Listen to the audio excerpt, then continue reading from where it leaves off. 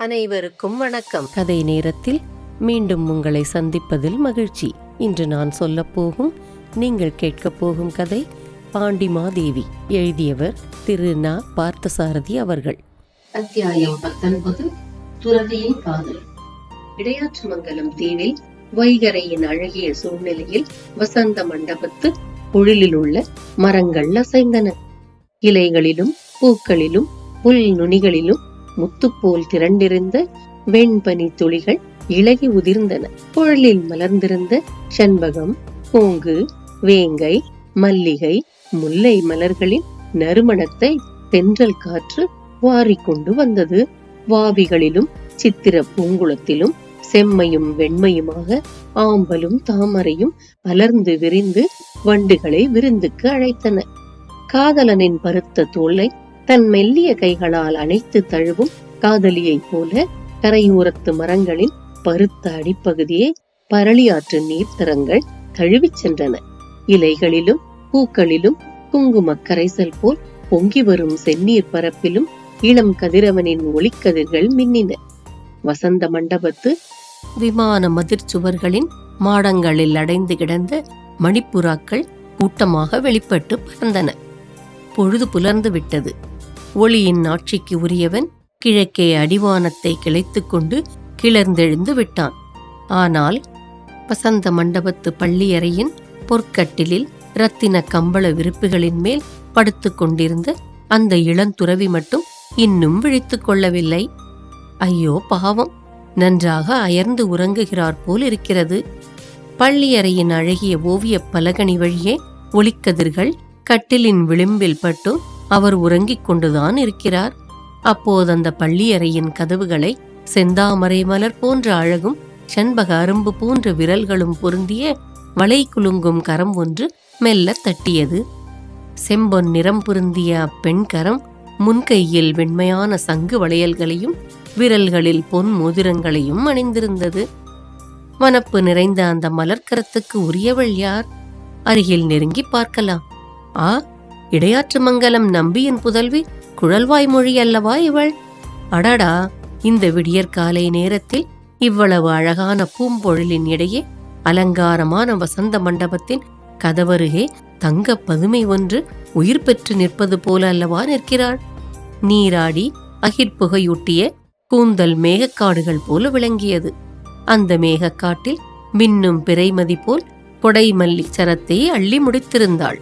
சுழலும் கருவண்டுகள் போல் பிறழும் கெண்டை மீன்களைப் போல் மலர்ந்த விழிகளும் சிரிக்கும் செண்பவழ இதழ்களுமாக கதவருகே தயங்கி நின்றாள் குழல்மொழி. உறங்கிக் கொண்டிருப்பவரை எழுப்பிவிட வேண்டுமென்று ஆசை. அதே சமயத்தில் கதவை பலமாக தட்டி ஓசை உண்டாக்குவதற்கும் பயமாக இருந்தது. தயங்கி துவண்டு மின்னலோ என சிறிய இடைநெளிய அவள் நின்ற தோற்றம் நெஞ்சத்தை சூறையாடுவதாக இருந்தது. பலகனியின் வழியே எட்டி பார்த்து அடிகளே என்று கிளி மிழற்றுவது போல் மெல்ல கூப்பிட்டாள் அவள். பள்ளியறை கட்டிலில் படுத்திருந்த இளம் துறவி புரண்டு படுத்தார். அடிகளே, இன்னும் உறக்கத்தை உதறிவிட்டு எழுந்திருப்பதற்கு உங்களுக்கு மனம் வரவில்லையா? பொழுது நன்றாக புலர்ந்து விட்டதே. இரண்டாவது முறையாக சற்று இறைந்தே கூப்பிட்டாள் குழல்மொழி. அதனோடு கதவிலும் தட்டவே தட்டிய ஒலி, அதை செய்த மென் பூங்கைகளின் செறிந்திருந்த வளைகளின் ஒலி எல்லாமாக சேர்ந்து துறவியின் உறக்கத்துக்கு திருப்பள்ளி எழுச்சி பாடிவிட்டன. துறவி கண்விழித்தார். மஞ்சத்தில் எழுந்து உட்கார்ந்தார். விரத நியமங்களாலும் தவத்தாலும் வருந்திய ஒரு துறவியின் உடம்பு போலவா தோன்றுகிறது அது? ஆஹா, என்ன கட்டழகு! தீக்கொழுந்து போல் எவ்வளவு சிவப்பான நிறம்!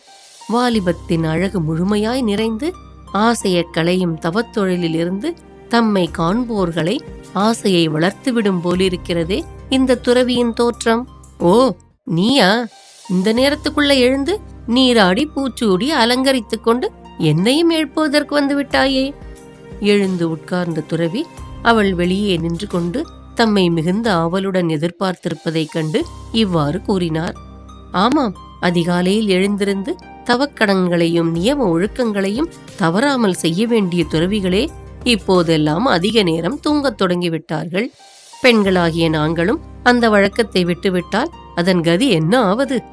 அவள் வேண்டுமென்றே குறும்பாக பேசினாள். நீண்ட முகமும் கூரிய நாசியும் பிறரை மயக்கும் வசீகர விழிகளும் பொருந்திய அந்த துறவி ஓரிரு கணங்கள் அவளையே உற்று பார்த்தார். அவருடைய இதழ்களில் மோகன புன்னகை அரும்பியிருந்தது. தோள்களையும் மார்பையும் சேர்த்து போர்த்து கொண்டிருந்த மெல்லிய காவித்துணி விலகி நழுவியது. அடியில் சிறுத்து மேலே பரந்த அகன்ற பொன்னிற மார்பு, உருண்டு திரண்ட வளமான தோள்கள், இவற்றை குழல்மொழி கடைக்கண்ணால் திருட்டு பார்வை பார்த்தாள். பிறகு அவள் தரையை பார்த்தாள். கன்னங்கள் சிவந்தன. இவர் துறவியா அல்லது நம் போன்ற பேதை பெண்களின் உள்ளங்களையெல்லாம் கொள்ளை கொள்ளுவதற்கு மாறவேல் கொண்ட மறுவேடமா என்று எண்ணி எண்ணி உள்ளம் முருகினாள் குழல்மொழி. பெண்ணே, நீ என்மேல் வீணாக பழி சுமத்துகிறாய். மான் தோலில் படுத்துறங்கும் துறவியை பஞ்சனைகளோடு கூடிய மஞ்சத்தில் உறங்க வைத்தால் அவன் அந்த புதிய சுகத்தில் தன்னையும் மறந்து நேரத்தையும் மறந்து விடுவதுதானே இயற்கை. பரவாயில்லை, துறவியை நாங்கள் மன்னித்துவிட தயாராக இருக்கிறோம். எழுந்திருந்து வாருங்கள், நீராடுவதற்கு போகலாம். நீராடுவதற்கு வேறு எங்கே போக வேண்டும்? இதே இங்கேயே வசந்த மண்டபத்துக்கு பின்னால் பரளியாற்று படித்துறை இருக்கிறது. நீ சிரமப்பட வேண்டாம், நான் இங்கேயே நீராடிக் கொள்கிறேன். ஐயோ, கூடாது, அப்பா சொல்லிவிட்டு போயிருக்கிறார். பரளியாற்றில் புது தண்ணீர் பாய்கிறது, உடலுக்கு ஒத்துக்கொள்ளாது.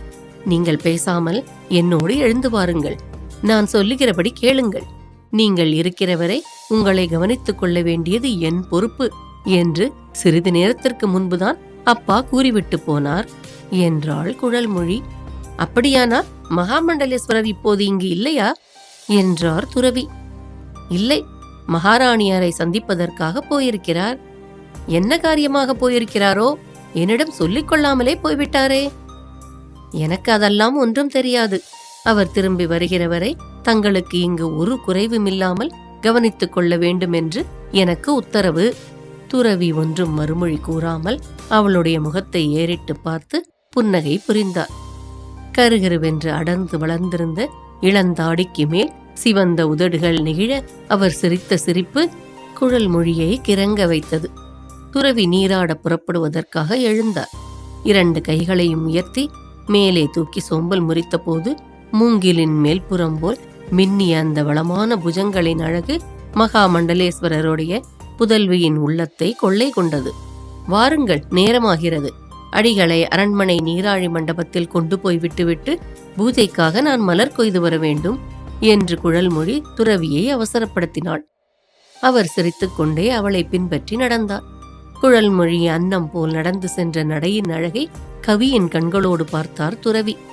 பாம்பு படம் போல் விரிந்து சுருங்கிய அந்த நடையின் பின்புற காட்சி, மலர் சூடிய கரிக்குழல், ஆமையின் புறவடி போல் செவ்விய பாதங்கள் பெயர்த்து நடந்த பெருமை, அத்தனை அழகையும் கண்குளிர நோக்கிக் கொண்டே அவளுக்கு பின்னால் மெல்ல சென்றார் அவர். வழியில் ஒருமுறை பின்னால் திரும்பி அவரை பார்த்தாள் அவள். அவர் முறுவல் புரிந்தார். காரணமில்லாமல் சும்மா பார்த்ததாக அவர் எண்ணிக்கொள்ளக்கூடாது என்பதற்காக, அடிகளே, தாங்கள் வழக்கமாக எந்த மலர்களை கொண்டு பூஜையில் வழிபடுவீர்கள் என்று நான் அறிந்து கொள்ளலாமா என்று கேட்டாள்.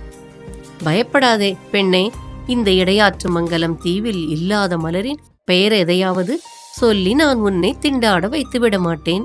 ஏன், அடிகள் கேட்டு பார்ப்பதுதானே. இந்த தீவில் இல்லாத மலர்களே கிடையாதென்பது அடிகளுக்கு தெரியாது போலும். இதோ எனக்கு முன்னால் நடந்து கொண்டிருக்கிறதே, இந்த மலரையும் சேர்த்துதானே சொல்கிறாய்? துறவி குறும்பு பார்வையோடு சுட்டு விரலை அவள் பக்கமாக நீட்டி காட்டினார். குழல்மொழி விருட்டென்று திரும்பினாள். 2 விழிகளும் மலர்ந்து விரிய அவருடைய முகத்தை பார்த்தாள். நீ கோபித்துக் கொள்ளாதே, தவறாக வேறொன்றும் கூறிவிடவில்லை.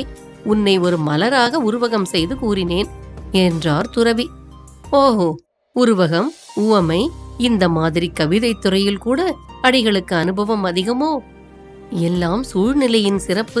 இடையாற்று மங்கலம் நம்பியின் புதல்வி அருகே இருந்தால் கல்லும் மரமும் கூட சொல்லுமே கவி.